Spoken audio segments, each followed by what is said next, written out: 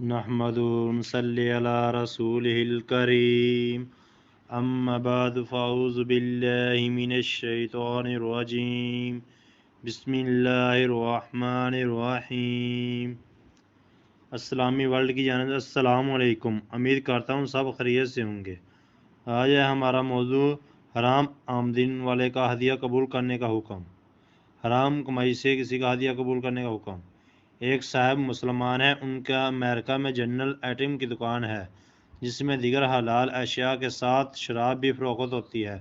غیر مسلم ملک میں دکان ہونے کی وجہ سے حلال اشیاء کی بنسبت شراب زیادہ فروخت ہوتی ہے۔ تقریباً 80% دکان میں شراب کے ذریعے آمدنی ہوتی ہے۔ سوال یہ ہے کہ ایسے شخص کے ساتھ معاملات کرنا کیسا ہے، یعنی ان کے بچوں کو قرآن پڑھا کر وظیفہ لینا یا ان کے طوائف قبول کرنا وغیرہ۔ جواب اس کا، اس صورت میں چونکہ ان کی غالب آمدنی حرام ہے لہذا ان سے ہدیہ لینا درست نہیں۔ البتہ ان کو کوئی چیز فروخت کی جائے یا ان کا کوئی کام کر کے پیسے لیے جائیں تو معاوضہ یا اجرت لینا جائز ہے۔